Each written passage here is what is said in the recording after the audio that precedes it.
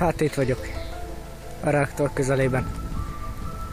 Napok óta nem ettem rendesen. Én is már másfél napja nem ittam. Nem tudom, mit csinálják. Elméletileg itt Csernobylnál a radioaktivitás miatt minden élőlény zombivá vagy valami hasonló szörnyé vált. Nem tudom, mit tegyek. Most próbálom felderíteni a területet. Szerintem veszélyben vagyok.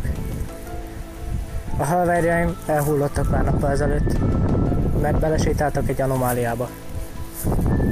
De valami őszintén félek. Nem tudom, mit tegyek. De még megpróbálok utolsó lélegzetemmel Wi-Fi-n elküldeni egy képet Csernobylról. Sok szerencsét kívánok magamnak!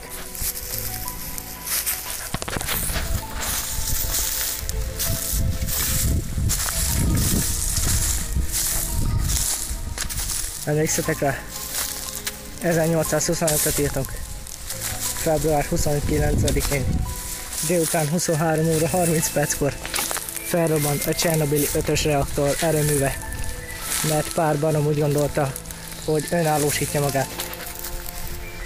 Rá egy hétre furcsa módon az élőlények elkezdtek deformálódni. És azóta nem tudom, mit csináljak. Mi a franc volt ez? Basszus. Megpróbálok gyorsan csinálni egy képet. Még van rá lehetőségem. Szerintem zombik közelébe vagyok. Látszódik. Valami furcsa zaj hallatszódik hátulról.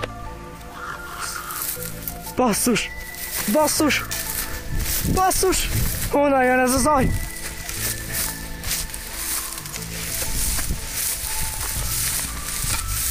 Mi a franc ez? Ah! Látszom! Jön felém! Jaj! Mit csináljak? Segítség! Segítség!